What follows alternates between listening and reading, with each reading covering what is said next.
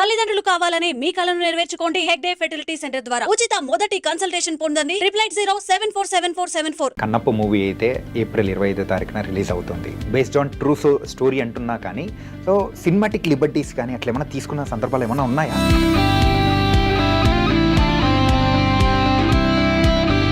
తెలిసినంతవరకు వాళ్ళు కూడా ఒక కథలాగే దాన్ని డెవలప్ చేసుకున్నారు. మనకు తెలిసినంత వరకు ఆ సినిమాల ప్రకారం కానీ లేకపోతే జూర్జటి కవి చెప్పిన దాని ప్రకారం అయితే కన్నప్ప గురించి కొంచెం వరకే తెలుసు. సో ఇవన్నీ ఎక్స్ప్లోర్ చేసే సందర్భాలు అనేది కూడా తీసుకొని వచ్చారు. ఎందుకు ఇవి తీసుకురావాలని అనుకోవడానికి రీజన్? కన్నప్ప నాస్తికుడు అనే పాయింట్ ఉందండి. అతనేమో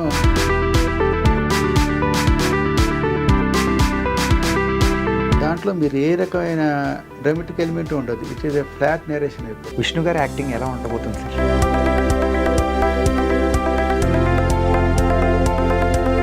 రక్తి, భక్తి, ముక్తి ఈ ప్రాసెస్లో మూడింటిని ఆయన అద్భుతంగా చేశారు. Hi guys, welcome to I dream. నేను మీ చాణక్య. గైస్, ఏ మూవీకైనా కానీ మనం మాట్లాడే మాటలు అంటే ఒక డైలాగ్స్ అనేది ఎంతో ఇంపార్టెంట్ కదా. మరి అయితే చాలా మూవీస్కి ఒక డైలాగ్ రైటర్గా వర్క్ చేసి అండ్ ప్రజెంట్ అయితే కన్నప్ప మూవీతో మరి డైలాగ్ రైటర్గా కూడా మరొకసారి మన ముందుకు వస్తూ ఉన్న ఆకెల శివప్రసాద్ గారు ఇప్పుడు మనతో పాటున్నారు. మరి సార్తో మాట్లాడి ఇంకా బోల్డెన్ని సంగతులు ఆయన జర్నీలో ఈ ఒక్క మూవీ అనే కాదు, ఆ నలుగురు కానీ రంగమార్తండం కానీ ఇలా చెప్పుకుంటూ పోతే బోల్డెన్ కూడా ఉన్నాయి. అన్ని విషయాలు కూడా ఆయనతోనే అడిగి మాట్లాడదాం. Hi sir. నమస్తే సార్. నమస్తే అండి. ఎలా ఉన్నారు సార్? బ్రహ్మాండంగా ఉన్నాండి సార్. ఇక్కడికి రావడం నిజంగా మాకు హ్యాపీ అనిపిస్తూ ఉంది. అండ్ మీరు ఒక డైలాగ్ రైటర్గా కానీ స్క్రీన్ ప్లే రైటర్గా కానీ ఇట్లా వర్క్ చేసిన మూవీస్ అన్నీ ఆ లిస్ట్ చదువుతూ ఉంటేనే ఎంతో సూపర్గా అనిపిస్తుంది. నాటకాలు, తర్వాత టెలివిజన్ అండ్ సీరియల్స్, ఇప్పుడు మూవీస్. ఎలా ఉంది సార్ జర్నీ అసలు? అది అదృష్టం అంటే చిన్నప్పటి నుంచి కథలు మర్చిపోయారు మీరు. కథల దగ్గర నుంచి మొదలైంది. నా 5th క్లాస్లో ఉన్నప్పుడు మొదటి కథ పడిందండి. అక్కడి నుంచి కథలు రాసుకుంటూ వచ్చేవాడిని. ఆ తర్వాత ఆల్ ఇండియా రేడియోలో బాలానందం, బాల వినోదం అనే కార్యక్రమాలు వచ్చాయి. అక్కడేవో చిన్న కవితలు అవి చదివేవాడిని. తర్వాత అదే రేడియో స్టేషన్, అంటే రేడియో స్టేషనే మొత్తం మనకు అన్నీ నేర్పించింది అనుకోవాలి సార్. ఒకసారి అంటే పెద్ద వాళ్ళందరూ కూడా చెప్తుంటారు, భాష కానీ సంస్కృతి కానీ లేకపోతే ఒక కళారంగంలో ఏదైనా రాణించడానికి కానీ ఒక ఆల్రెడీ పునాదులు వేసి ఉంటాయి చూడండి. పెద్ద వాళ్ళ వేసిన పునాదుల మీదే మనం నడిచాం. అట్లా ఆల్ ఇండియా రేడియో బేస్ అయింది. ఆ కథలు రాస్తుండగా నాటకాలు రాశానంటే రేడియోకి నాటకాలు రాసి అక్కడి నుంచి సుబ్రాయ శర్మ గారు మాకు ఒకసారి రేడియో నాటకాలు యాక్ట్ చేశాక ఆయన నన్ను పిలిస్తే అడ్వర్టైజ్మెంట్ రాశానండి. ఆ తర్వాత నేను నేషనల్ స్కూల్ ఆఫ్ డ్రామా వాళ్ళ వర్క్షాప్ చేస్తే ఆ వర్క్షాప్లో అటెండ్ అయ్యి నరవాహనం అని మొదటి నాటకం రాశానండి.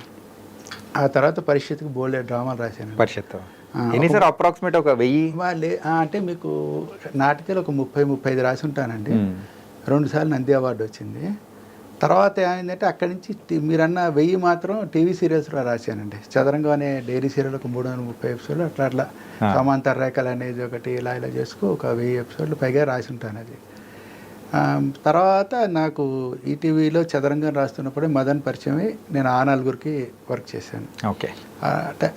అంటే మనకి కనెక్టింగ్ డాట్స్ అంటారు చూడండి. ఒక కథ అనేది ఒక నాటకాన్ని రేడియోని కనెక్ట్ చేస్తే రేడియో నుంచి స్టేజ్ డ్రామా కనెక్ట్ అయితే అక్కడి నుంచి టీవీ సీరియల్ కనెక్ట్, అక్కడి నుంచి సినిమా కనెక్ట్ అయిపోయింది. జస్ట్ ఆ ప్రయాణం అలా అయిపోయింది అనమాట. కానీ అంచెలంచెలుగా రావడం అనేది అంటే ఇదేనేమో సార్ మెయిన్గా అనుకోవచ్చండి. స్టెప్ బై స్టెప్ అట్లే కదండి. ఫస్ట్ ఏబిసిడి నేర్చుకున్నాకే నవల్స్ రాస్తారు. అట్లాగే నేను కూడా అలా నేర్చుకుని అలా వచ్చింది అనమాట. Super sir. సార్ ప్రజెంట్ అయితే ఇంకా బోల్డెన్ విషయాలు మాట్లాడుకుందాం. కాకపోతే అంతకంటే ముందు కన్నప్ప మూవీ గురించి కూడా మాట్లాడుకుందాం. కన్నప్ప మూవీ అయితే ఏప్రిల్ 25వ తారీఖున రిలీజ్ అవుతుంది. కానీ ఇప్పుడైతే రిలీజ్ అయిన శివుడి సాంగ్ కానీ ఇప్పటివరకు ప్రభాస్ గారి లుక్ కానీ అన్నీ చూస్తూ ఉంటే అరే ఏంటి ఇదేదో కొత్త వరల్డ్లోకి తీసుకెళ్ళిపోతున్నారా అంటే బేస్డ్ ఆన్ ట్రూ స్టోరీ అంటున్నా కానీ సో సినిమాటిక్ లిబర్టీస్ కానీ అట్లా ఏమైనా తీసుకున్న సందర్భాలు ఏమైనా ఉన్నాయా? డెఫినెట్గా ఉంటాయండి. అంటే డెఫినెట్గా మనకి యాక్చువల్గా ఏంటంటే దూర్జటి కావ్యంలో కాళహస్తి మత్స్యంలో ఉన్నది చాలా చిన్న కథ అండి. దాన్నే చాలా కాలం క్రితం బాపు గారు చేసినప్పుడు కూడా వాళ్ళు ఏంటంటే ఆ లవ్ స్టోరీని, ఆ గూడాన్ని, ఆ బ్యాక్గ్రౌండ్ని వాళ్ళు నాకు తెలిసినంతవరకు వాళ్ళు కూడా ఒక కథలాగే దాన్ని డెవలప్ చేసుకున్నారు. బట్ అక్కడ క్యారెక్టర్ కొంత లిబర్టీ, అంటే మనకి కాళహస్తీశ్వర మహత్యంలో ఉన్న క్యారెక్టర్స్ని అప్పుడు బాపు గారి వాళ్ళ టైం ఇప్పుడు అంటే 70s ఉండే సొసైటీకి అనుగుణంగా ఎలా ఉంటుంది ఏంటని చూస్తే మన ఈ కన్నప్ప సినిమాలో కొత్త లేటెస్ట్ 2025 జనరేషన్ ఈ జనరేషన్లో ఉన్న పిల్లలు కూడా చూడడానికి అనుకూలంగా ఉండడానికి దాన్ని అడాప్ట్ చేసామండి. అంటే కృష్ణంరాజు గారి ఆయన కెరియర్లోనే one of the biggest block బస్టర్లో భక్త కన్నప్ప మూవీ ఒకటి. మరి ఆ మూవీలో ఉన్నట్టే సేమ్ ఇక్కడ కూడా సేమ్ అదే స్టోరీ ఉండబోతుందా, లేకపోతే ఇప్పుడు జనరేషన్కి ఉన్న దాని తగ్గట్టు సో ఏమైనా మార్పులు చేర్పులు చేర్పులు ఉన్నాయండి. ఇందాక మీరు అన్నట్టుగా మన కృష్ణరాజు గారిది బ్లాక్ బస్టర్, ఇప్పుడు కృష్ణరాజు గారి పేరు చెప్తే ఆ సినిమా అంటారు కదా, ఖచ్చితంగా నేను విష్ణు గారి పేరు చెప్తే ఈ సినిమా చెప్తారండి భవిష్యత్తులో గ్యారంటీగా. ఎందుకంటే ఒకటి కారణం ఏంటంటే ఆయన ఆ క్యారెక్టర్ గురించి తపన పడిన విధానం కానీ దాని గురించి కానీ నాకు బాగా తెలుసు కానీ బాగా దగ్గరగా ఉన్నాను. ఆల్మోస్ట్ నేను ఇక్కడ డైలాగ్స్ రాయడంతో పాటు న్యూజిలాండ్లో కూడా వాళ్ళతో పాటు 3.5 months ఒక డైలాగ్ రైటర్ని 3.5 months కేవలం ఒక డైలాగ్స్లో ఏమైనా మార్పు వచ్చినా లేకపోతే పెద్ద పెద్ద ఆర్టిస్టులతో ఏమైనా అవసరం వచ్చినా కావాల్సి వస్తుందేమో, చిన్న చిన్న మార్పులు చేయాల్సి వస్తుందేమో అని నన్ను తీసుకెళ్ళారు. చూసే కదంటే విష్ణు గారు కానీ మోహన్ బాబు గారు కానీ వీళ్ళందరూ దాన్ని ఒక డ్రీమ్ ప్రాజెక్ట్, వాళ్ళు దాదాపుగా 10 ఏళ్ళ బట్టి కళలు కంటున్న ప్రాజెక్టు, వాళ్ళంతా ఎఫర్ట్ పెట్టారు. మేము కూడా శాశక్తిలో ద బెస్ట్ పాసిబుల్ అనేది ఇచ్చామండి. ఓకే సార్, అక్కడ న్యూజిలాండ్లో అంటే కంప్లీట్గా ఒక 3.5 months ఉన్నారు కదా, సో ఎంత పార్ట్ ఆఫ్ షూటింగ్ అనేది అక్కడ జరిగింది సార్? దాదాపుగా మీకు ఒక అంటే 60 to 70% అక్కడే అయింది సార్. ఇంకా ఎక్కువైందేమో, నేను ఎగ్జాక్ట్ పర్సెంటేజ్ చెప్పలేకపోతున్నాను. ఎందుకంటే నేను వచ్చేసాక మళ్ళీ కొంత సౌత్లో కూడా చేశారండి. నేను యాక్చువల్లీ నార్త్ న్యూజిలాండ్ వరకు నేనున్నాను 3 months. తర్వాత కొన్ని 1-2 సాంగ్స్ అవి కూడా అక్కడే చేయడం జరిగింది. ఓకే, సో బాగానే మంచి మేజర్ జింకే చేశారు అక్కడ. అంటే ఇక్కడ అంటే మన కాళహస్తి పరిసరాల్లో కానీ లేకపోతే ఆ చుట్టుపక్కల దాని తగ్గట్టు సో అంటే షూటింగ్ చేసిన సందర్భాలు ఏమన్నా ఉన్నాయా ఇక్కడ?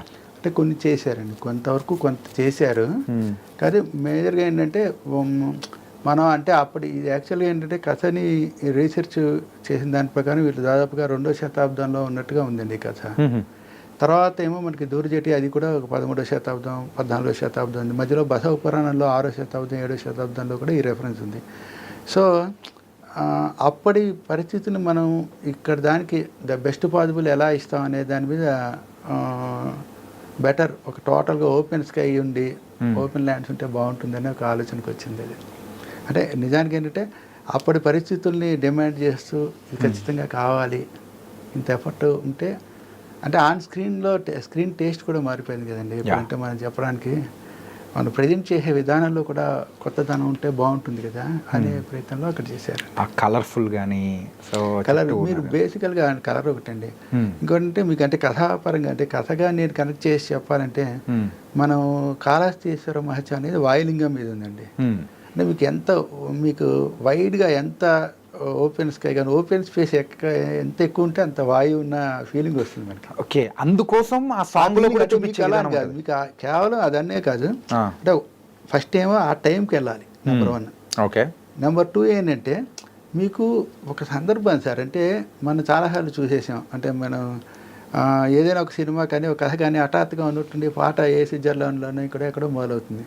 దాన్ని మనం ఎందుకంటే ఒక కొత్త విజువల్గా ఉంటుంది, చూడడానికి ఒక బ్యూటీ కనిపిస్తుంది కళ్ళకి కదా సార్. ఐ ఫీస్టింగ్ మనం ఇప్పుడు ఒక టీవీ సీరియల్ వాటిలోని నార్మల్ వాటిలోని ఏవో తీసేస్తున్నప్పుడు మనకు అద్భుతమైన దృశ్య కావ్యాన్ని ఇద్దామనుకున్నప్పుడు డెఫినెట్గా we need to explore new ఎర్జెన్స్ అనమాట. అది అయితే సార్ మనకు తెలిసినంత వరకు ఆ సినిమాల ప్రకారం కానీ లేకపోతే దూర్జటి కవి చెప్పిన దాని ప్రకారం అయితే కన్నప్ప గురించి కొంచెం వరకే తెలుసు. కాకపోతే ఇందులో గూడాలు డిఫరెంట్, ఆ గూడాల మధ్యలో ఉండే పోరాటాలు కానీ సో ఇవన్నీ ఎక్స్ప్లోర్ చేసే సందర్భాలు అనేది కూడా తీసుకొని వచ్చారు. ఎందుకు ఇవి తీసుకురావాలని అనుకోవడానికి రీజన్ అంటే ఒకటి ఇప్పుడు మనకేంటంటే అండి దూర్జటి దాంట్లో కన్నప్ప నాస్తికుడు అనే పాయింట్ ఉందండి. అతనేమో ఒక తెగకి చెందినవాడు అన్నట్టుగా ఉంది. మీరు అక్కడి నుంచి అంటే ఆ కథ నేను చెప్పాలంటే ఫ్లాట్గా ఒక కోయవాడు ఉన్నాడు, ఆ కోయవాడు ఎక్కడో ఉండి తర్వాత భక్తుడు అయ్యాడు అని అనుకోండి, దాంట్లో మీరు ఏ రకమైన డ్రామాటిక్ ఎలిమెంట్ ఉండదు, it's is a flat narration అయిపోతుంది. దానిలో ఏంటంటే వీలైనంత ద బెస్ట్ పాసిబుల్. ఇప్పుడు మీ ఒక అంటే అన్ని వర్గాల ప్రేక్షకులకి ఇష్టంగా ఒకటి ఉంటుంది సార్. అలాగని బేస్ని మనం వదిలిపెట్టకుండా చుట్టుపక్కల మనం మీరు ఇందాక అన్నట్టుగా సినిమాటిక్ లిబర్టీ అనుకోండి, ఫిక్షనలైజ్ చేయడం చేసి ఆత్మని ఎక్కడా ఇబ్బంది పెట్టలేదండి. మిగిలిందంతా పరిసరాలు. ఇప్పుడు గుడి ఉంది అనుకోండి, గుడిలో మీకు మూల విరాట్ కొంచెం ఒకటే ప్లేస్లో కేంద్రీకృతం ఉంటారు ఆయన. వెంకటేశ్వర మీరు ఉదాహరణకి తిరుపతికి వెళ్ళి కాళహస్తి తీసుకొని బాయిలింగ్ ఒకే చోట ఉంటుంది. ఆ చుట్టుపక్కలంతా చాలా మీకు అలంకారాలు కానీ మొత్తం మిగిలిన శిల్పకళలు కానీ మొత్తం చాలా ఉంటుంది. మరి అదొక్క చోటే అదొక్కటే మనం కాన్సన్ట్రేట్ చేసింది అదే కదండి అని డైరెక్ట్గా మనం వెళ్ళి అక్కడ చూసాం కదా. లేదు, ఆ వెళ్ళడానికి వెళ్ళే మార్గం కానీ అది కానీ ఉంటుంది చూసారు. అది కూడా వీలైనంత అందంగా చెప్పామనుకోండి, ఆ వెళ్ళేవాడికి ఓహో ఇది అద్భుతంగా ఉంది, ఇక్కడ దక్షిణామూర్తి కనిపించారు, ఇక్కడ మొత్తం సహస్రలింగాలు కనిపిస్తున్నాయి, వీటన్నిటి చూసుకుంటూ ఫైనల్గా దర్శనానికి వెళ్తే బాగుంటుంది కదా. అలాగే అన్ని రకాల నవరసాలు కలుపుకుంటూ భక్తి రసానికి మార్గం పెట్టామండి. అది చాలా సూపర్గా చెప్పారు సార్. నిజంగా ఎంత ఇంప్రెస్ అయ్యంటే ఏంటంటే మనము ఒక దానికోసం వెతుకుతూ ఉన్న టైంలో ఆ జర్నీ అనేది కూడా ఇంపార్టెంట్ అని చెప్పారు చూసారా. అవునండి, అంతే కదా సార్. ఇప్పుడు మీరు ఒక వజ్రాన్ని వెతుక్కోవాలనుకుంటారు సార్. వజ్రాన్ని వెతుక్కునేటప్పుడు టక్కున మీకు వజ్రం ఎక్కడ ఉందో కనిపిస్తుంది. ఆ జర్నీ ఉంటుంది చూసారు, అదే బ్యూటిఫుల్. నేను మీకు ఇంకోటి విషయం చెప్తాను.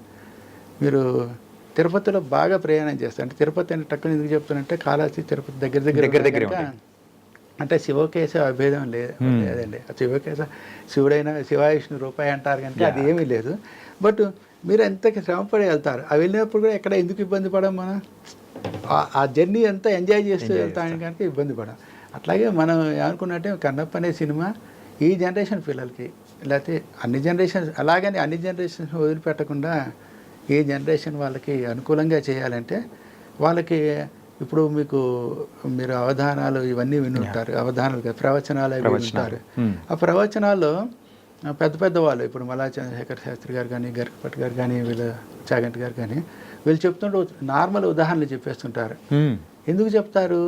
To reach. వాళ్ళ ఉద్దేశం ఏంటంటే ఒక రామాయణాన్నో, కాళహస్తీశ్వర మహత్యానో, శ్రీకాళహస్తి వైభవనో చెప్పడమే వాళ్ళ ఉద్దేశం. కానీ ఏమంటారు, ఒక అబ్బాయి ఎవరో అలా వెళ్తున్నాడు తిరిగిన అని చాలా అంటే లౌకికమైన ఉదాహరణ చెప్తే మీరు తొందరగా రిలేట్ అవుతారు. ఆ రిలేట్ కోసమే చేసిన ప్రయత్నంలోనే. But the best possible relation ఏం చేయగలుగుతామండి, ద క్రియేటివిటీలో ఉన్న ఫ్రీడమ్ తీసుకుని మనం అనుకున్న దానికి తప్పకుండా మనం అరుట్లోకి వెళ్ళిపోయామండి. సార్ యూజువల్గా అది 2వ శతాబ్దంలో జరిగిందో లేకపోతే 6వ శతాబ్దంలో జరిగినట్టు అది ఉంది కదా సార్. ఆ రోజుల్లో ఉన్న దాని తగ్గట్టు వాళ్ళ డైలాగ్స్ కానీ అండ్ కంప్లీట్గా డిఫరెంట్ అనేది కూడా ఉంటుంది. ఆ స్లాంగ్ విషయానికి వచ్చేటప్పటికి ఆ కోయ వాళ్ళు మాట్లాడేది, మరి ఆ విషయంలో ఈ కన్నప్ప మెయిన్ అంటే ఈ కన్నప్ప ఈ స్టోరీలో ఎట్లా దాన్ని పర్ఫెక్ట్గా బ్లెండ్ చేశారు? అది ఒకటి మాత్రం చేసామండి యాక్చువల్గా. అంటే అలాగని ఇప్పుడు మన తెలుగు భాష ఎప్పుడు వచ్చింది అనేది 6వ శతాబ్దం 7వ శతాబ్దంలో కానీ రాలేదు. మరి మన 2వ శతాబ్దంలో కత్తి తీసుకుని అప్పుడెప్పుడో లాంగ్వేజ్ ఏదో చేద్దాం అని అంటే ఏంటంటే ఒక కథలో ఉండే నేపథ్యాన్ని తీసుకుంటే వీలైనంత బెస్ట్ అథెంటిసిటీ కోసం చేసి ఈ వాటికి అంటే ఇక్కడ ఒక ముఖ్యంగా ఒక విషయం చెప్పాలి. నేను డైలాగ్స్ రాయడానికి వెళ్ళినప్పుడు విష్ణు గారు ఒక మాట చెప్పారు. సార్ ఆకేళ్ళ గారు, మనం ఇప్పుడు రాస్తున్నది ఇవాటి జనరేషన్ వాళ్ళకి, లేకపోతే పూర్వం ఎవరికైనా సరే ద బెస్ట్ పాసిబుల్ మనం చేస్తున్నాను. అలాంటప్పుడు వీలైనంత వ్యవహారికంగా ఉండాలి. నేనేదో నా కవిత్వాన్ని రాయడం అనేది కాదు కదా, లేకపోతే మీరున్న మీ భాషా పట్టి మంచి పెట్టడానికి కాదండి, అందరికీ అర్థమయ్యేటట్టు చేయాలి అన్నారు. సో ఆ స్లాంగ్నో వాటినో అక్కడక్కడ వాడినప్పటికీ మేజర్గా మనం మాత్రం చక్కగా అందరికీ అర్థమయ్యేటట్టే చేసాం. సో ముసలి వాళ్ళ దగ్గర నుంచి పిల్ల వాళ్ళ వరకు పిల్లల దగ్గర నుంచి ఇప్పుడు సార్ మన ఫిలాసఫీ అంటే అది పెద్దవాళ్ళకే అనుకోవచ్చు సార్. అది ఏదో అయిపోయిన వయసు ఉడికిపోయిన వాళ్ళకి ఇంకా పెద్దవాళ్ళకి అని కాదు. చిన్నపిల్లల దగ్గర నుంచి అది ఇన్కల్కేట్ చేయాలి. కనుక ఒక మంచి కథ చెప్పాలనుకున్నాను సార్. ఆ కథ మీ ఇంట్లో మీ పిల్లలకి చెప్పాలనుకుంటారు, మీ అమ్మా నాన్నగారికి చెప్పాలనుకుంటారు, మీ తాతగారికి చెప్పాలనుకుంటున్నారు. మేము అదే దాన్ని మేమంతా చేసిన ప్రయత్నం అంటే అన్ని రకాల వాళ్ళకి అర్థం అవ్వాలి. దాని గురించి ఒక పెద్ద నాకు దూర్జెట్ చదివాను కనుక దాని వెంటనే చదివేసి చెప్పడం అలాంటివి తప్పు కదా. అదే వీలైనంత వ్యవహారికంగా రాసాం. ట్రూ టు ది బ్యాక్గ్రౌండ్, నేపథ్యాన్ని వదిలిపెట్టకుండా ద బెస్ట్ పాసిబుల్. అలాగని ఎప్పుడో ఎవరికి అర్థం కాని మాటలు కూడా ఎక్కడా లేవు. చక్కగా మొదటి మాట నుంచి చివరి మాట వరకు అన్నీ అర్థమవుతాయి, అందరికీ బాగుంటుంది కదా. సార్ విష్ణు గారి యాక్టింగ్ ఎలా ఉండబోతుంది సార్? మీరు చూడండి కానీ అద్భుతం అండి. అంటే మీరు ఎందుకు ఆ మాట అంటున్నారంటే ఒక విషయం సార్, మీరంటే అంటే పోస్టర్ మీరు చూసింటే సరిపోయేది. బట్ ఎనీహో చెప్తాను. ఒక యోధుడు ఉన్నాడు అనుకోండి, అందులో టోటల్గా మీకేంటే ఒక రోషం, పౌరుషం, శౌర్యం ఇవి రావాలండి. ఒక భక్తుడు ఉన్నాడు అనుకోండి, టోటల్గా భక్తి రసం రావాలండి. అంటే మీకు ఏంటంటే సాత్వికత అంటే ఒక సాత్విక రసం అంటే అలాగే అంటే మీకు ఇంకా సింపుల్గా చెప్తాను సార్. రక్తి, భక్తి, ముక్తి, ఈ ప్రాసెస్లో మూడింటిని ఆయన అద్భుతంగా చేశారు. బట్ ఏంటంటే మీకు ఒకప్పుడు చూసినప్పుడు మనమే ఉంటాం సార్. అంటే నేను బెస్ట్ ఉదాహరణ చెప్తాను. అంటే విష్ణు గారు ఎలా చేశారు ఇందాక చెప్తున్నాను, దానికి ఇది రిలేట్ చేస్తున్నాను. ఇందాక మీరు చెప్పినట్టే ఏంటి, మనం ఒక 20 ఇయర్స్లో ఉంటాం సార్. మన క్రేజ్ కానీ మనకు కానీ వేరే ఉంటాయి. 40 ఇయర్స్లోకి వచ్చి మన బాధ్యతలు వేరుగా ఉంటాయి. 60 ఇయర్స్ వరకు మన దగ్గరికి వేరేగా ఉంటుంది మన ఆలోచన విధానం. అలాగే కానీ ఈ 20 ఇయర్స్, 30 ఇయర్స్, 40 ఇయర్స్ లేకపోతే ఈ భక్తి, రక్తి, ముక్తి లేకపోతే ఈ నవరసాలు అనేది మేము ఒక 2 hours or 3 hours టైంలో చెప్పాలి. అంటే ఇన్ని వేరియేషన్స్ రావాలి ఒక ఆర్టిస్ట్లో. అన్ని రకాల వేరియేషన్స్ మీకు విష్ణు గారిలో కనిపిస్తాయి. ఒక పోరాట యోధుడు ఎలా ఉంటాడు, ఆ ఫెరోషియస్నెస్ ఎలా ఉంటుంది, ఆ కోపం ఎలా ఉంటుంది, ఆ తీవ్రత ఎలా ఉంటుంది, ఆ ఆకాంక్ష ఎలా ఉంటుంది, దానిలో ఉండే వేడి ఎలా ఉంటుంది అనేది అందులో తెలుస్తుంది. క్రమంగా ఆయన ఈ భక్తి అంటే క్రమంగా శివభక్తిలోకి వచ్చినట్టు ఆ సాత్వికత, అసలు ఆ తన్మయం, అసలు శివుడు కనిపిస్తే బహుశా మనం కూడా అలా సాష్టాంగం పడిపోతే అంత బాగా చేశారు ఆయన. ఓకే సార్, ఇందులో చాలామంది క్యాస్ట్ అనేవాళ్ళు ఉన్నారు. అందులో మెయిన్గా మాట్లాడుకోవాల్సింది ప్రభాస్ గారు. ప్రభాస్ గారు రీసెంట్గా ఒక లుక్ అనేది కూడా బయటికి వచ్చిన తర్వాత అమ్మ అంటే ఒక కన్నే చూపిస్తూ అందులో రౌద్రం కనిపిస్తూ అలా మెల్లగా రివీల్ అవుతూ ఒక మంచి ఏమంటారు జాలి అనేది కూడా కనిపిస్తూ ఒక ప్రేమ అనేది కూడా కనిపిస్తూ ఇట్లా అనేది కూడా ఆ లుక్ అనిపించింది. కేవలం లుక్స్ వైజ్ వరకే అట్లా కనిపిస్తారా? అండ్ ఆయన నిడివి అనేది ఎంత ఉండే అవకాశాలు ఉంటుంది? బ్రహ్మాండంగా ఉంటుంది. నిడివి కూడా చాలా బాగుంటుంది. అంటే రీజనబుల్గా బాగుంటుంది. మీకు ద బెస్ట్ ఎగ్జాంపుల్ చెప్తాను. అంటే మన ప్రభాస్ గారి గురించి, అంటే ప్రభాస్ గారి ది ఏ క్యారెక్టర్ అనే దాని గురించి ఇప్పుడు 3 మీకు బిలవపత్రం ఉంటుంది సార్. బిలవాష్టకం వినే ఉంటారు. బిలవాష్టకంలో ఫస్ట్ మాట అంటారు త్రిదళం త్రిగుణాకారం అంటారు. అంటే మీకు ఆ 2 లైన్లు చెప్తున్నాను. త్రిదళం త్రిగుణాకారం అంటే త్రిదళంలో 3 ఉంటాయి సార్. 3 ఆకుల్లా కనిపిస్తాయి. దళాలు 3 కనిపిస్తాయి. అందులో ఒక దళం మోహన్ బాబు గారి క్యారెక్టర్ అండి, ఒక దళం విష్ణు గారి క్యారెక్టర్ అండి, ఇంకో దళం ఆ అమ్మాయి క్యారెక్టర్ అండి. కానీ దేనికి అది విడివిడిగా ఉండకుండా వాటిని కలుపుతుంది చూడండి. దానికి ఒక సార్థకత తీసుకొచ్చే ఆ త్రిదళానికి ఆ జాయింట్ చేసే ఏదైతే ఉందో అది ప్రభాస్ గారి క్యారెక్టర్ అండి. ఏదో చాలా ఆలోచించాల్సిన సందర్భం అయితే ఉన్నట్టుంది సార్. మీరు ఆలోచిస్తే మీ సినిమా చూస్తే మీరే ఆశ్చర్యపోతారు. అంటే ఒకటి సార్, అంటే నేనేమంటానంటే ప్రభాస్ గారి క్యారెక్టర్ అనేటప్పటికి అంటే మీరు ప్రభాస్ గారి క్యారెక్టర్ వస్తుంది, అలాగే మోహన్ బాబు గారు కానీ వీళ్ళందరి క్యారెక్టర్ వీళ్ళందరూ ఉంటాయి. ఇప్పుడు అదే sir simple logic. Mohan Babu గారు ఒక రత్నం అనుకోండి, ఆ అమ్మాయి క్యారెక్టర్ ఒక ముత్యం అనుకోండి, ఈయన ఎవరు మన విష్ణు గారికి వజ్రం అనుకోండి. 3 దేనికి అది వాల్యూబులే సార్. కానీ 3టిని కలిపే ఒక హారం ఉంది అనుకోండి, బంగారు హారం. హారానికి విలువ వస్తుంది, వీటికి విలువ వస్తుంది. వాళ్ళ 3 క్యారెక్టర్లు అలా ఉంటాయి. సో వీళ్ళని కలుపుతారు క్యారెక్టర్ డెఫినెట్గా ఇంకా మీరు ఆలోచించుకోవచ్చు. ప్రభాస్ గారు అలా ఉండబోతున్నారు. బంగారు హారం, ఈ 3ని కలిపే బంగారు హారం ఎలా ఉంటుందో అలాగే ప్రేక్షకుల్ని అన్ని రకాల ప్రేక్షకుల్ని ఆకట్టుకునే హారం, ఆ హారంతో పాటు ఈ హారానికి ముందర అట్రాక్ట్ తీసుకొస్తుంది చూడండి సార్. అంటే ఫస్ట్ మనకి బంగారం కనిపిస్తుంది, రత్నం, ఈ వజ్రం ఇవే కనిపిస్తాయి. కానీ ఫైనల్గా వచ్చేటికి దాని వాల్యూ వేరేగా ఉంటుంది. సో అది ప్రభాస్ గారి క్యారెక్టర్. ఓకే, అంటే ఫస్ట్ అంటే అనుకోవడము ఒక స్పెక్యులేషన్ అనేది కూడా వచ్చింది. మెయిన్గా ఏంటంటే శివుడిగా ప్రభాస్ గారు చేయబోతున్నారు, శివుడు ప్రభాసేనా అని చెప్పేసి అనుకున్నాము. కాకపోతే తర్వాత దానికి క్లారిటీకి తగ్గట్టు టీం కూడా అక్షయ్ కుమార్ గారిని శివుడిగా రివీల్ చేయడం అనేది కూడా జరిగింది. సో ముందు శివుడిగా ప్రభాస్ గారిని అనుకున్న సందర్భాలు ఏమైనా ఉన్నాయా? బహుశా అనుకుని ఉంటారేమండి. అప్పటివరకు నేను వచ్చేటికి క్యాస్టింగ్ ఫైనలైజ్ అయిపోయింది.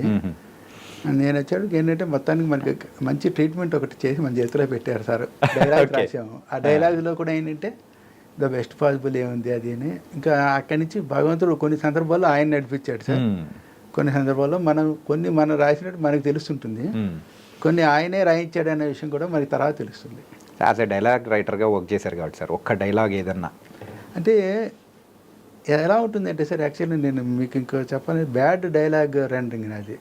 నేను డైలాగ్ చదువుతున్నాను అనుకోండి, మీకు ఈ సందర్భంలో చెప్పిన మోహన్ బాబు గారు నేను చదువుతుంటే ఇందులో మాటలు బాగున్నాయి కానీ చదవడం ఎందుకు ఇంత పేలంగా చదువుతాడని ఆయనే తీసుకుని వినండి అని చదివిన సందర్భాలు అన్ని సీన్లకి దాదాపుగా చదివారు.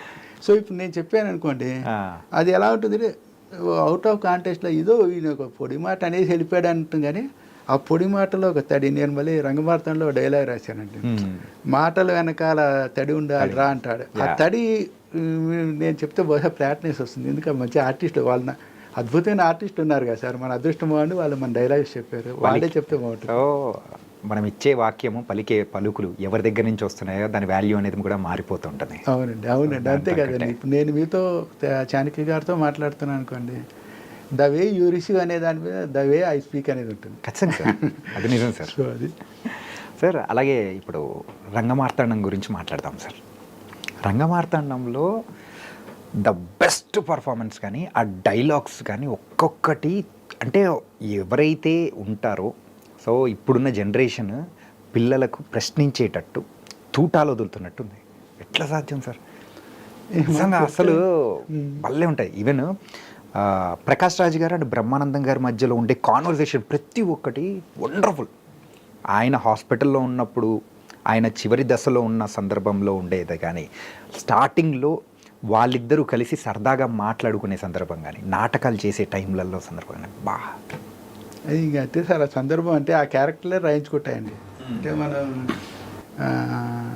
కేవలం అంటే బ్రహ్మానందం గారు అనుకున్నాం అనుకోండి, బ్రహ్మానందం గారు మాట్లాడినట్టే మనకు అనిపిస్తుంది, కానీ ఆయన దాదాపుగా 1200 సినిమాల తర్వాత ఈ సినిమా చేస్తున్నప్పుడు టోటల్గా డిఫరెంట్ క్యారెక్టర్ చేశారు. అప్పుడు ఆయన చేస్తున్న క్యారెక్టర్ ఏంటి? ఆ క్యారెక్టర్ ఈ చక్రపాణి క్యారెక్టర్. చక్రపాణి తగ్గట్టు చక్రపాణి ఎలా మాట్లాడతాడు అనుకుంటే అలా తెలుస్తుంది. అట్లాగే మీకు ప్రకాష్ రాజ్ గారు కూడా రాఘవరావు క్యారెక్టర్, అతనిది కూడా ఆ క్యారెక్టర్ ఏం మాట్లాడతాడు అనుకుంటే ప్రకాష్ రాజ్ గారిని మర్చిపోండి. ఇక్కడ కూడా అంటే మళ్ళీ కమింగ్ బ్యాక్ టు మన కన్నప్ప దాని గురించి వస్తే, ప్రభాస్ గారు కానీ, లేకపోతే మన విష్ణు గారు కానీ, మన మోహన్ బాబు గారు కానీ, వీళ్ళందరూ కూడా, ఈవెన్ మోహన్ లాల్ గారు కానీ, వాళ్ళకున్న ఇమేజ్కి మనం ఆలోచిస్తే కనుక మనం వేరే ఇన్ఫ్లుయెన్స్లో అయినా పడిపోతామండి, లేకపోతే మన డైలాగులో అయినా ఒక తడబాటు వస్తుంది. వాళ్ళు ఈ క్యారెక్టర్లని మనం అర్థం చేసుకున్నాం అనుకోండి, డెఫినెట్గా అది అంటే మీకు ఈ మధ్య అంటే అదేంటే మొత్తం మీకు ఏదో పాత రిఫరెన్సే చెప్తున్నాను కాకుండా క్యారెక్టర్ ఆర్క్ అంటున్నారు చూసారు, లేటెస్ట్ వాళ్ళందరికీ అదొక అంటే మనం ఏం లేదు, పూర్వంలో నాట్యశాస్త్రంలో చెప్పిందే కొత్త మాటలు పెట్టుకుంటున్నాం కానీ, బట్ ఎనీ భావం ఒకటే అయినా కానీ దానికి పెట్టే పేరు ఆ క్యారెక్టర్ ఆర్క్ ఉంటుంది చూడండి, ట్రాన్స్ఫర్మేషన్ ఆఫ్ ఏ క్యారెక్టర్ కదా క్యారెక్టర్ అంటే నాకు అర్థమైనంతవరకు అదే అనుకుంటాను. లేకపోతే ఇంకేమైనా బెటర్ ఉంటే నాకు తెలియదు.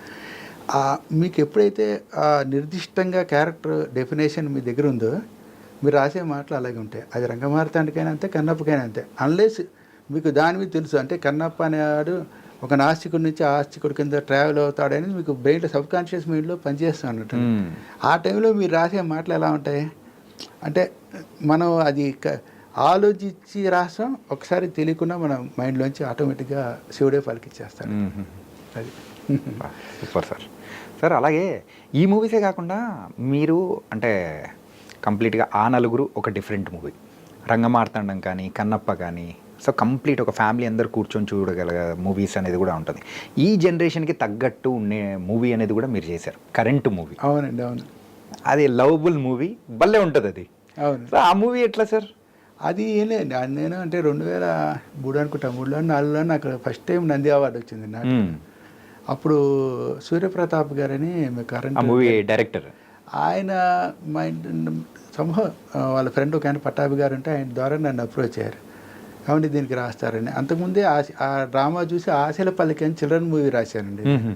అది పేరాల గారు అని ఆయన చేశారు, అది కూడా ఆ ఏడాది నంది అవార్డు వచ్చింది ఆ సినిమాకి చిన్నపిల్లల కేటగిరీలో. వచ్చి ఆ ప్రతాప్ గారు వచ్చి గురుగారు రాయాలండి మీరు, సరే చూస్తే మీ నంబర్ అసలు యాక్చువల్గా అతనే రాసుకున్నాడు, దాదాపుగా ఒక 1000 పేజీలు బౌండ్ స్క్రిప్ట్ తీసుకొచ్చాడు కరెంట్ సినిమాకి. అంటే 1000 పేజీలు అని నేను చెప్తున్నానంటే అతను నాకు నేరేట్ చేసింది 5 hours నేరేట్ చేశారు. ఓకే. నేను ఆశ్చర్యపోయా. అంటే బట్ ఎనీ అక్కడ కూడా మళ్ళీ అదేనండి, అప్పుడు మనకి సుశాంత్ గారు చేశారు, వేరే వీళ్ళు చేస్తున్నారు. ఆ క్యారెక్టర్స్ ఏం మాట్లాడుకుంటాయి సార్, నేను మా అబ్బాయితో మాట్లాడేటప్పుడు ఒక రకంగా మాట్లాడతా, చాణక్య గారితో మాట్లాడి ఒక రకంగా మాట్లాడతా, మా ఆఫీసులో కోలిక్తో మాట్లాడి ఒక రకంగా మాట్లాడతా. ఆ వ్యత్యాసం కనుక మనకి తెలిసింది అనుకోండి, డెఫినెట్గా మంచి డైలాగ్ రాస్తాను. అందుకే అది మీకు ట్రెండీగా ఉంటాయి ఆ పాట కానీ, అది కానీ ప్రతాప్ అండి దాంట్లో క్రెడిట్. అతను గమ్మత్తుగా ఎందుకో నన్ను నమ్మాడు, నేను వర్క్ చేశాను దాంట్లో. అదే సార్ మీ ఒక ఫిల్మోగ్రఫీ చూసుకుంటే అది మాత్రం కొంచెం డిఫరెంట్గా అనిపించింది. అది అంటే మీకు ఎలా అంటే తేజ గారి హోరా హోరీ అనే సినిమా కూడా చివరిలో వెళ్ళా. ఓకే, దానికి కూడా వెళ్ళాను. అంటే సార్ ఇప్పుడు కొన్నిటికి పేరు రావచ్చు, కొన్నిటికి పేరు రాకపోవచ్చు, అది డిఫరెంట్ ఇష్యూ. అలాగే బాయ్ మీట్స్ గర్ల్ అని ఒకటి ఉంది, టోటల్ గ్యాంగ్. అతను బొమ్మరేలి భాస్కర్ గారి అసోసియేట్ అతను సార్ గురుగారు ఒక సీన్ రాసియండి, ఒక 5 నిమిషాల సీను. ఈ సీన్ నేను ఎవరో ఎన్ఆర్ఐలకు చూపెట్టుకుని వాళ్ళు ఫండింగ్ చేస్తే సినిమా తీద్దామండి అన్నాడు. సో అది ఆ చిన్న సీన్ రాసి ఇచ్చా, అతను చేసుకుంటే అది తర్వాత సినిమా బాయ్ మీట్స్ గర్ల్ దాని పేరు. బాయ్ మీట్స్ గర్ల్ అది అంటే అప్పుడు 15 ఏళ్ళు అయిపోయింది అనుకోండి. బట్ ఎనీ అంటే ఒకటి సార్, మనకి ఏమవుతుందంటే ఎక్కడెక్కడి నుంచో మనకి అవకాశం అనేది ఎందుకో వస్తుంది సార్, దేవుడు దయ అనుకుంటాను. అవకాశం వచ్చినప్పుడు ద బెస్ట్ పదవులు వాళ్ళ చేతిలో పడుతున్నాం. అటు రంగమార్తాండ అప్పుడు కృష్ణవంశీ గారు, ఇటు ఇక్కడ వచ్చేటప్పటికి మోహన్ బాబు గారు, వాళ్ళు ఏంటంటే they are 100% professionals and they are true to the dedicated to the art అండి. ఆర్ట్ ఫామ్ డెడికేట్ అయిన వాళ్ళకి దాని మీద ఉంటుంది. మనం కూడా వాళ్ళతో ట్రావెల్ చేసామనుకోండి, మనం ఏ రోజుకి ఆ రోజు కొత్తగా నేర్చుకున్నట్టుగా మోహన్ బాబు గారి దగ్గర నేర్చుకున్నాం అనుకోండి. ఈవెన్ ఆయన డిక్షన్ నేను ఎన్నిసార్లు ప్రయత్నించానంటే ఆయనలా చెప్పాలని కదా, కనీసం స్పష్టంగా చదవాలని ప్రయత్నించామని. అల్టిమేట్ వాళ్ళు కేవలం మాటలు చదవరండి, మీరు అంటే వాళ్ళు చేసేటప్పుడే ఎమోషన్తో సహా చదువుతారు వాళ్ళు. ఓకే. మోహన్ లాల్ గారండి, మీరు చెప్తే ఆశ్చర్యపోతారు. ఆయన న్యూజిలాండ్ వచ్చారు షూటింగ్కి. ఆయనకి అంతే ఆల్మోస్ట్ ఒక 15 రోజుల ముందరే పంపించేసారు స్క్రిప్ట్, 4 రోజుల క్రితం అనుకోండి. దాన్ని ఇంగ్లీష్లో ట్రాన్స్లేట్ చేసుకుని ప్రతి పదానికి అర్థం తెలుసుకుని ఒక 2 లైన్లకి అర్థం, ఆయన అనుకున్న అర్థంతో పాటు రైటర్ నేను వచ్చారంటే నన్ను పిలిచి ఈ లైన్కి అర్థం ఏంటని అడిగి, ఆయన ఆల్రెడీ తెలుసండి ఇది వండర్ఫుల్ యాక్టర్, మీరు చూసారు చాలా అండి. మళ్ళీ ఆయన మనల్ని కూడా గౌరవించి నేను డ్రామా అని తెలుసుకుంటే ఆయన చక్కగా ఒక సంస్కృతం డ్రామా ఉందండి, ఆయన సంస్కృతం డ్రామాలో యాక్ట్ చేశారు మోహన్ లాల్ గారు. మీకు అదే మీకు తెలిసే ఉంటుందని. ఆయన ఏంటంటే సంస్కృతం మీద బాగా ఇష్టంతో ఒక సంస్కృతం కర్ణభారం అని బహుశా మీకు యూట్యూబ్లోనే ఇక్కడ దొరకచ్చు. అందులో దాని గురించి ఒక 6 నెలలు ఎంతో శ్రమపడి సంస్కృతం నేర్చుకుని సంస్కృతం డ్రామాలో యాక్ట్ చేశారండి. అలాంటి ఆయన అక్కడికి వచ్చి ఈ లైన్కి నేను ఇలా అనుకున్నాను, మీరు ఇదేనా ఎక్స్ప్రెషన్, ఇలాగేనా అంటే మనకి ఆనందం కదండి. ఆయనతో బేసికల్గా దానికి కూడా మీరు ఇందాక మనం అనుకున్నట్టుగా నా నాటకం కలిసి వచ్చింది. నేను నాటకం రచించేసరికి ఆయనకు సెపరేట్ అభిమానం కూడా వచ్చింది. ఆఫ్కోర్స్ డైలాగ్స్ అనేది ఎలాగా చేసాక తెలుస్తుంది కదండి. బట్ ఆయన కూడా అండి వండర్ఫుల్ యాక్టర్. అలాగే మోహన్ బాబు గారిది ఆల్రెడీ చెప్పారు. విష్ణు గారు ఏమన్నారు, వ్యవహారికంగా ఉండాలన్నారు. అండ్ ఒక 3-4 సీన్లలో అయితే అంటే ప్రత్యేకంగా 3-4 సీన్లు ఎంటైర్ మూవీస్లో ఒక 5-6 ఉంటాయి చూడండి, గుండె లాంటి సీన్లు ఉంటాయి చూసారా. మీకు లాస్ట్ సినిమాలో లాస్ట్ 40-50 మినిట్స్ అయితే అసలు నేను అనుకోవడం మీరు టోటల్గా వేరే ట్రాన్స్లోకి వెళ్ళిపోతారు, 100% వెళ్ళిపోతారు. అంతకుముందు కూడా మీకు ఒక చాలా సీన్ల వరకు సార్ 6-7 ఆయన అన్నారు సార్ ఈ డైలాగ్ మనం చెప్తే ఫర్ ఎవర్ మనం మిగిలిపోవాలి అంటే ఒక తపనండి, తపన. దాంతో చేసే ఇంకా మీకు నాస్తికుడు ఆస్తికుడిగా మారే పరిణామ క్రమంలో వచ్చే ఆయన ఆ మార్పులతో పాటు మాట్లాడే విధానం ఉంటుంది చూడండి. ఒక అటెస్ట్ చెప్తారు సార్ ఒక డైలాగ్, టోటల్గా ఎమోషనల్గా శరణాగతి అంటాం చూసారా. ఆ సరెండర్నెస్తో ఆయన చెప్పే డైలాగ్ కనుక it will be wonderful sir. ఆ స్క్రీనే మీరు చూడండి, ఓకే, మీకే అనిపిస్తుంది అంటే ఏంట్రా ఇంత అద్భుతం అనిపిస్తుంది అని. Nice sir. సార్ ఫైనల్గా మరి కన్నప్ప మూవీ సో ఆల్మోస్ట్ అలా అయిపోవచ్చింది. సో నెక్స్ట్ మంత్ రిలీజ్కి రెడీగా ఉంది అండ్ వీఆర్ వెయిటింగ్. అన్ని లాంగ్వేజ్లో కూడా రిలీజ్ అవుతుంది కాబట్టి ఎక్కువగా ఈ మూవీ ఏ కైండ్ ఆఫ్ ఆడియన్స్కి రీచ్ అంటే అవుతుంది అని అనుకోవచ్చు? అందరికీనండి, అందరికీ. ఇప్పుడు మీకు అంటే కేవలం ఇది ఎవరో అవి ఒక యంగ్ స్టార్స్కో లేకపోతే ఓల్డ్ పీపుల్కో అవి ఏమి ఉండవండి, అందరికీనండి. అందరికీ అన్ని వర్గాల వాళ్ళకి. అంటే దేవుడు అంటే ఏ ఒక్కరి సెక్టర్కి సంబంధించింది చెప్పండి, అది కుర్రాలకా ముసలి వాళ్ళకా లేకపోతే పిల్లలకా? అందరికీ కదా.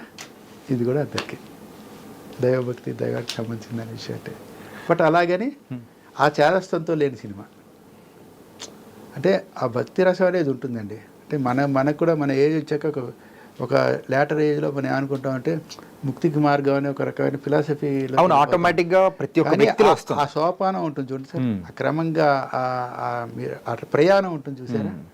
ఆ ప్రయాణం అంతా మనకి ఎక్స్పీరియన్స్ అవ్వాలండి.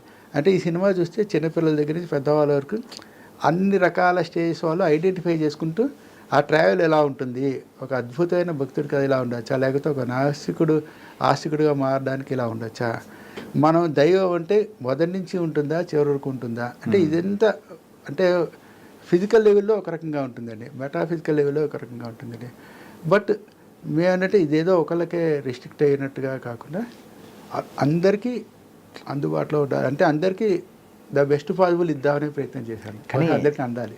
కానీ ఆ సాంగ్ రిలీజ్ అయిన తర్వాత ప్రేక్షకులు దాన్ని రిసీవ్ చేసుకుంటున్న సందర్భం కానీ మొన్న జరిగిన శివరాత్రి టైంలో కూడా చాలా మంది కూడా ఈ సాంగ్ని బాగా ఎంటర్టైన్ అయ్యారు, బోన్ చేసుకున్నారు. శివుడి మీద సాంగ్ అని చాలా సూపర్గా ఉంది. అలాగే మూవీని కూడా బాగా రిసీవ్ చేసుకుంటారని కూడా అనిపిస్తుంది సార్.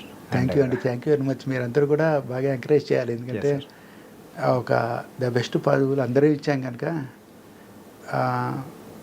దాన్ని ఆటోమేటిక్గా గుర్తింపు రావాలి, వస్తుంది అనుకుంటున్నాను కూడా. Nice sir. అండ్ రియలీ ఇక్కడ ఈరోజు మీరు వచ్చి ఎన్నో విషయాలు అనేది కూడా షేర్ చేసుకున్నారు.